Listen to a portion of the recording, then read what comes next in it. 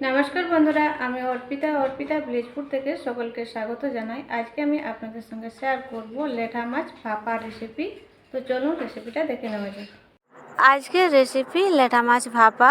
লেঠা মাছ ভাপা বানানোর জন্য এখানে আমি 3টা বড় বড় সাইজের লেঠা মাছ নিয়েছিলাম। আর লেঠা মাছটাকে কাটার পরে পরিষ্কার করে ধুয়ে নিয়েছি, আর রিং পিস করে মাছটাকে কেটে নিয়েছি। আর রিং পিসগুলো একটু মোটা মোটা করে কেটেছি, বেশি মোটাও না আবার বেশি পাতলাও না। এবারে সব মশলাগুলো একসঙ্গে মেখে নেব। স্বাদ মতো নুন দিয়ে দিয়েছি প্রথমেই, আর দিয়ে দিচ্ছি 1 চামচ হলুদের গুঁড়ো। এবারে কিছু বাটা মশলা এখানে আমি দিয়ে দেব। আগে থেকে শিলনোড়াতে আমি মশলাটা বেটে নিয়েছিলাম, সেটা দেখানো হয়নি। এখানে নিয়েছি শুকনো লঙ্কা আর জিরা বাটা, একটু বেশি নিয়েছি। আপনারা যদি শুকনো লঙ্কাটা খেতে চান না, তাহলে শুকনো লঙ্কাটা বাদ দিয়ে দিতে পারেন, এর পরিবর্তে কাঁচা লঙ্কা দিয়ে দেবেন। আমি শুকনো লঙ্কা কাঁচা লঙ্কা দুটোই ব্যবহার করব। পরিমাণ মতো সরষের তেল দিয়ে দিয়েছি। যে কোনো ভাপা বানানোর জন্য সরষের তেলটাই ব্যবহার করলে ভালো হয়।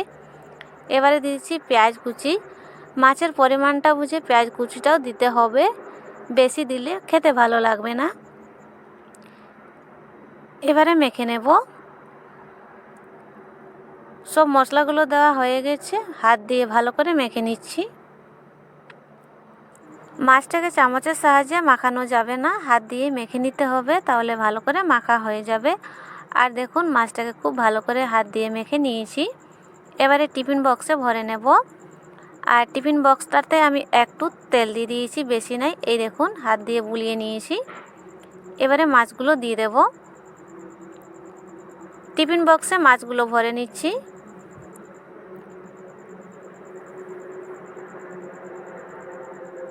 সব মাছগুলোকে সাজিয়ে দিয়েছি।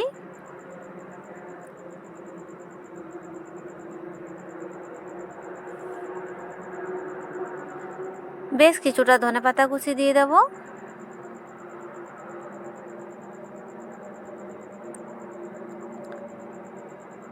উপর থেকে ধনেপাতাটাও আমি সাজিয়ে দিচ্ছি, আর দিয়ে দেব কাঁচা লঙ্কা চেরা।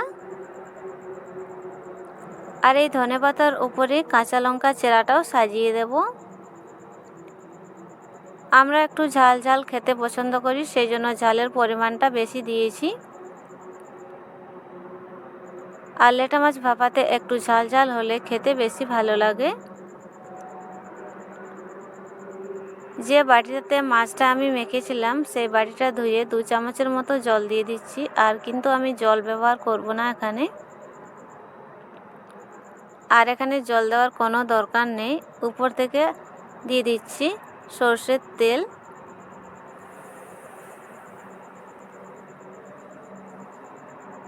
তেলটা দেওয়া হয়ে গেছে, ঢাকনাটা লাগিয়ে দিচ্ছি। মাছটাকে এবারে ভাপিয়ে নেব। আগে থেকে কড়াইয়ে আমি জল গরম করে নিয়েছি, আর জলটা ফুটে উঠে গেছে। মাঝে একটা স্ট্যান্ড বসিয়ে দিয়েছি, সাবধানে টিফিন বক্সটা বসিয়ে দিলাম। আর একটু জল দিয়ে দেব। দেখুন টিফিনের তলা অবধি আমি জল দিয়ে দিয়েছি। এবারে ঢাকা দিয়ে আধ ঘন্টা ভাপিয়ে নিলেই মাছটা ভাপানো হয়ে যাবে। ঢাকা দিয়ে দিচ্ছি। আধ ঘন্টা হয়ে গেছে। দেখুন ঢাকাটা আমি তুলে দিয়েছি, আর জলটা অনেকটা কমে গেছে। চুলোতে কিন্তু আর জাল দিইনি। এবারে নামিয়ে নেব। নামিয়ে নিয়েছি, ঠান্ডা করে নিয়েছি, ঢাকনাটা খুলে দিয়েছি। আর দেখুন কতটা লোভনীয় হয়েছে লেটা মাছ ভাপা। আর খুব ভালোভাবে মাছটা ভাপানো হয়েছে।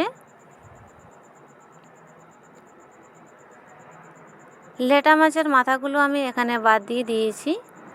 লেটা মাছ ভাপা এইভাবে আপনারাও বাড়িতে বানিয়ে খাবেন।